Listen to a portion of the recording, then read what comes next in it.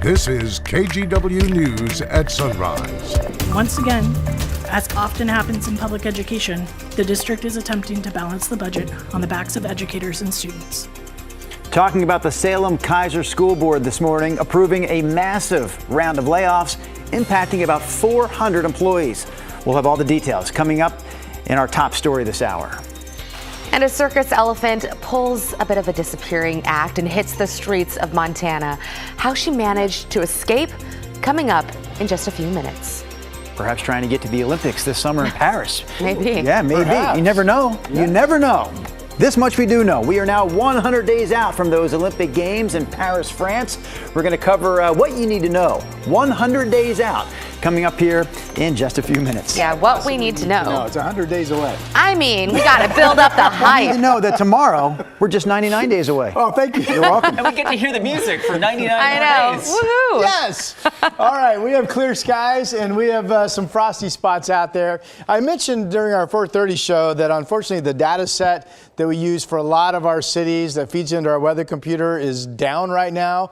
The data network itself is functioning, so it's so Vernonia right now 27, Battleground 32, Gresham 34, Camas 35, Sandy Estacada freezing, Wilsonville, Woodburn 34, 33, Hillsboro you're down to 32 degrees, Kelso's down to 31, Salem McNary Fields at 35.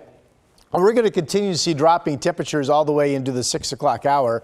It's 40 out of PDX right now, but certainly there are scattered frosty spots around. This is going to be just a beautiful sunny day, though. I have us mid-50s at noon and 64 after maybe if you have frost at your house. 64 later today will feel really great. Here's Chris. Oh, no, Chris McGinnis. I'm sorry. Let's go back to the news desk. Okay, thanks, Rod. It is official. The Salem-Keizer School District says it'll be cutting hundreds of positions before the next school year. Salem-Keizer School Board voted unanimously to approve those cuts last night after listening to parents, students, and staff.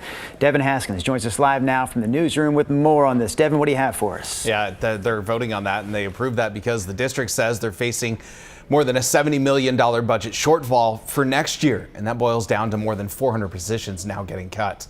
The district saying they have, quote, no good options.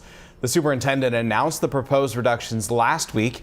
The cuts mean about 7% of the workforce in Oregon's second largest public school district will be gone. A large amount of those positions will be teachers. At a school board meeting on Tuesday, the superintendent agreed with the frustrations from those that spoke against the cuts. Teachers voiced their own frustrations with the district's decision. The way that we built this package is first with just enormous regret and a sense of heavy responsibility. We feel in our own hearts this same feeling that these reductions are not right. And once again, as often happens in public education, the district is attempting to balance the budget on the backs of educators and students. So educators and district staff will receive notice on May 17th about the future and the fate of their position. Drew? Devin Haskins with the update for us this morning from our newsroom. Meanwhile, the Clackamas County Sheriff's Office is asking for help to find 7 people who may be connected to the shooting at the Clackamas Town Center earlier this month.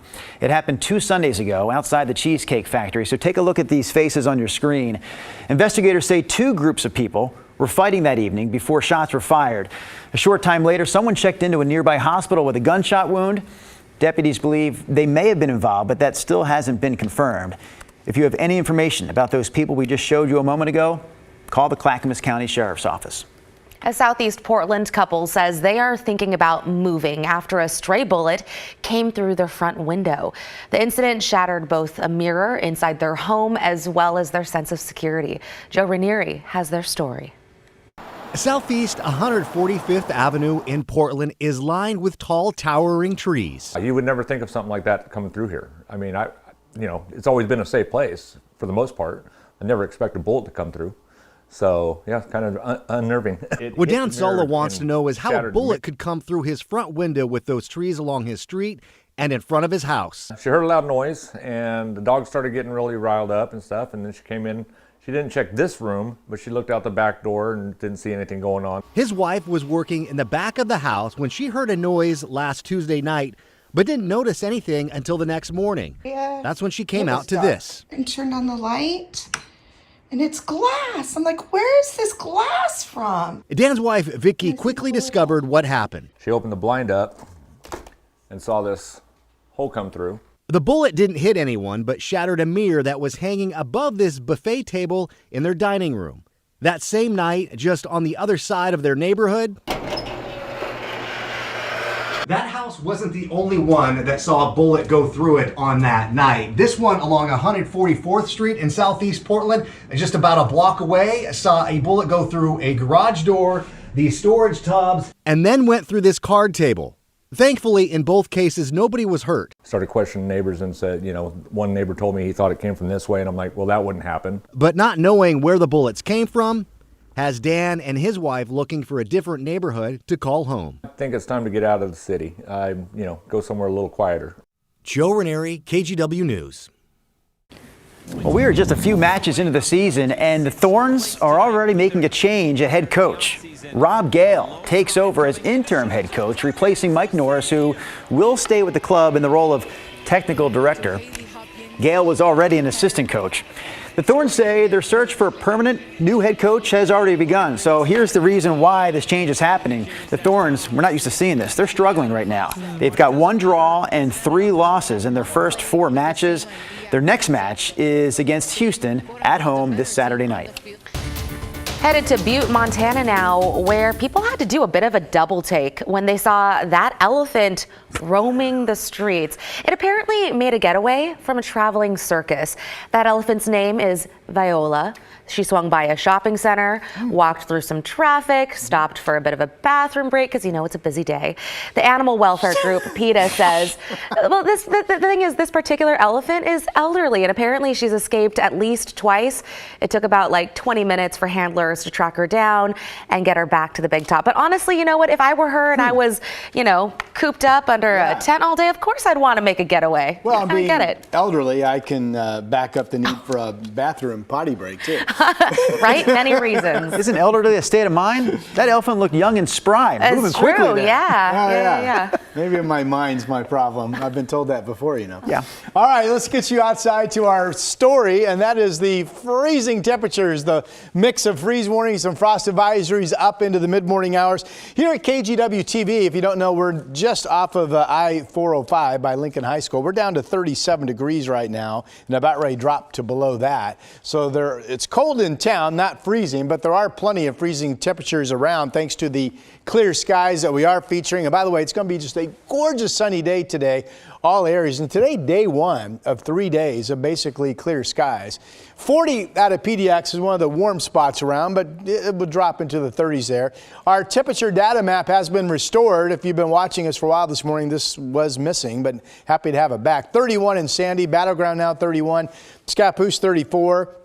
You folks will likely drop a couple degrees through the 6 o'clock hour. Hillsboro's at freezing, and then a whole bunch of areas getting ready to hit 32. There's Gresham, there's Oregon City, there's Tigard, there's Sherwood, and let's go down into the Mid-Valley. Salem 35, Albany 38, Sheridan is freezing, Aurora is 35, Silverton is freezing this morning. So what we call verification of the need for that frost advisory and the freeze warnings is coming true. It's freezing in Tillamook right now. It's 31 up in Kelso. Ben's at 27, 29 out in John Day. And just some quick climate data. This is site specific to PDX.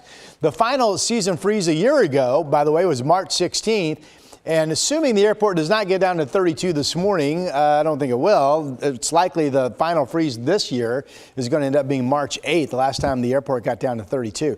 The average number of April freezes, by the way, is 1 when you round it up. The record latest season, May 2nd is the latest. You see a 32-degree temperature in the season in the record book. The average final freeze for the airport is March 28th. Okay, I mentioned beautiful sunny day. And, getting up to 60 or better after a chilly start is really going to feel fabulous this afternoon. Winds will be generally on the light side. Northwest is 5 to 12. Similar numbers up into southwest Washington. I show Battleground and Vancouver each at 64 degrees. I have Portland at 64. Now, remember, tomorrow we open up an east wind, not like a big east wind event, but a lot of us will feel at least afternoon breezes, 20, 25, maybe some gusts of 30, 35 out near the gorge, especially going into Friday. 70 tomorrow, 73 Friday.